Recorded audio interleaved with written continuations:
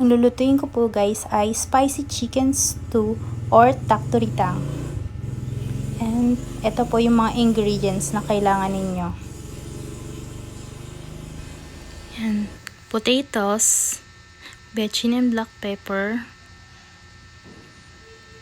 then oil, vegetable oil, carrots, onion leaves and onion, chili paste galing sa Korea, meron din sa Korean Mart, chili powder, then salt,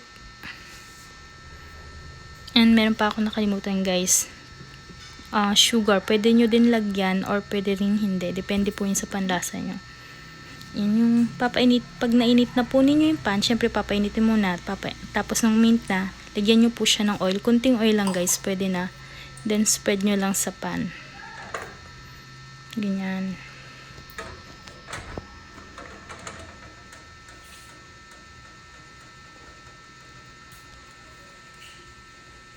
Tapos, lagyan nyo na po yung onion. Lagyan nyo na po yung onion yan. Gisa-gisahin.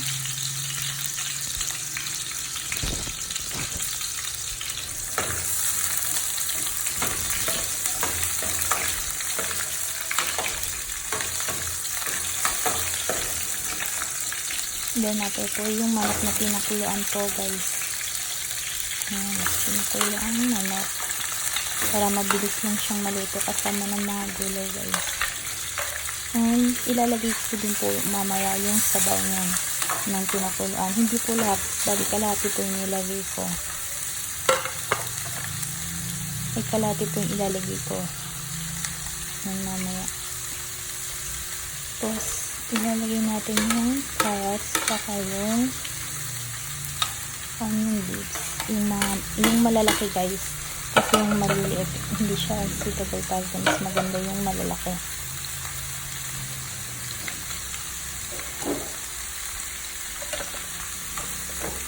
Then, yung potato, syempre.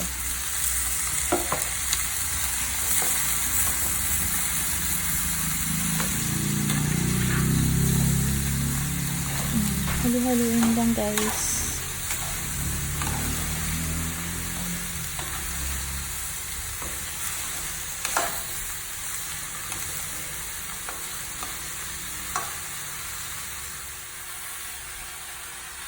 Yun na po yung sinasabi kong yung pinakuluang sabaw ko po guys sa manok. Yan. Tapos nilagyan ko rin siya ng tubig.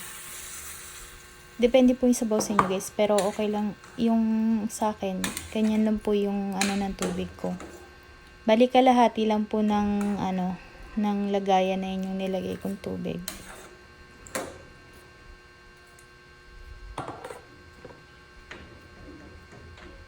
Yan. Tapos, tatapan na natin guys at papakuluan. Then, pagkatapos niyang kumulo, syempre, yan. Mas makita nyo. Then, hahaluin. Para pantay yung pagkaluto ng lahat.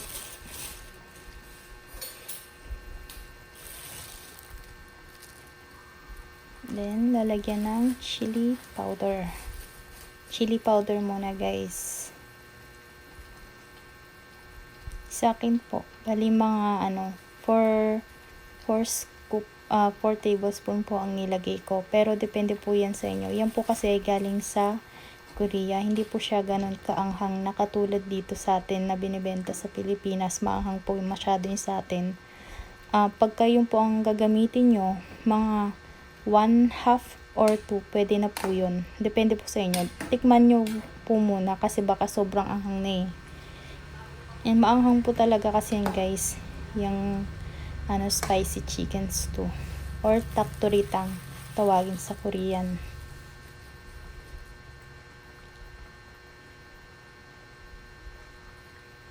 Yan.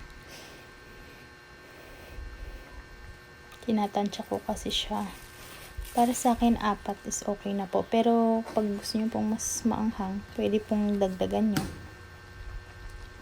May mabibili po kayong mga Korean ingredients sa Korean store, guys. Or mayroon din sa Shopee. Ganun. Yung sa akin, nabili ko na po kasi nung bumisita ako ng Korea. And then, sunod na ilalagay ay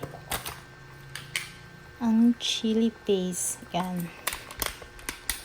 Gochujang. Isang spoon lang po. Pwede na. Yung iba naglalagay po niyan. Yung iba po, hindi na po. Pero sa akin, mas masarap po kung meron pong chili paste. Kasi dagdag, ano siya, dagdag flavor. Ganon.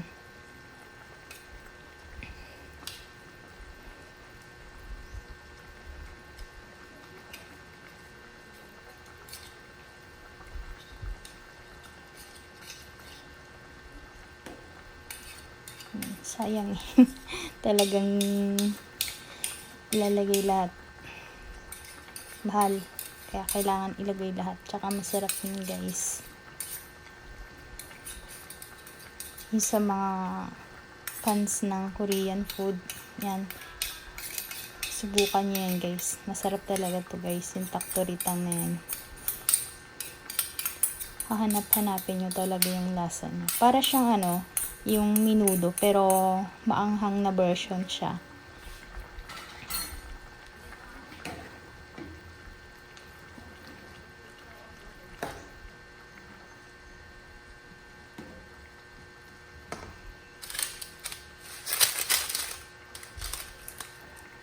Then, magic sarap. Pampalasa. Kunti lang guys. Hindi nyo kailangan damihan. Pampalasa lang. Hindi kasi maganda pag madami ang ilalagay. Kunti lang.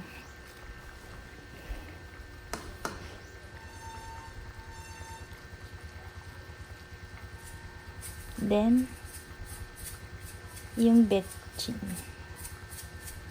Ay, salt pala guys. Sorry. Salt. Kunti lang po yung salt na nilagay ko guys kasi hindi po ako mahilig sa maalat. Yung by the way guys, yung salt na yan, galing pala din yan sa Korea. Ayan. Pero meron din dito, ginagamit ko din yan, pero mas bet ko kasing gamitin yan dyan. Pwede rin po yung salt dito guys ha. And then, betchin. Kunti lang guys, huwag niyong dadamihan. Pero depende po yun sa panlasa nyo kung nakukulangan kayo. And sa akin, okay na po yan. Haluin nyo lang maigi guys.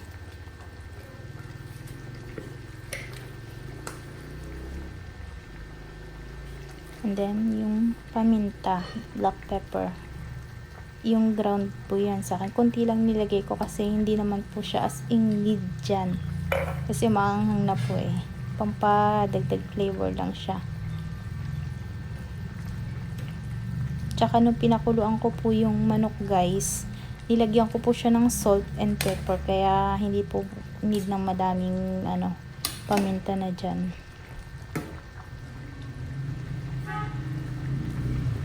And then, cover nyo lang guys at pakuluan ulit. Yan.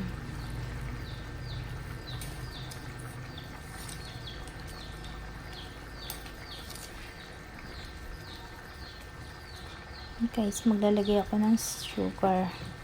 Isang mga kalahati lang po yung nilagay ko. Yan. Spread nyo lang. Mas masarap kasi sa akin pag may konting tamis. Yun po kasi yung talagang lasa dun sa may Korea. May konting tamis siya talaga. Nilalagyan talaga nila ng asukal.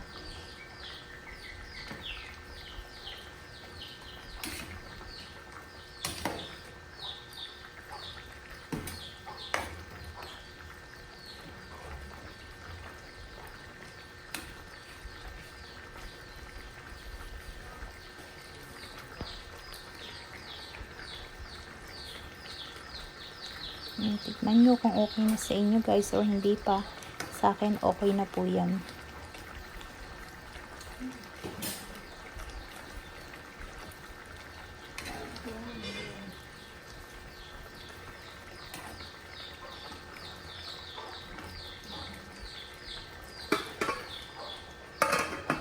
Yan, takpan nyo ulit.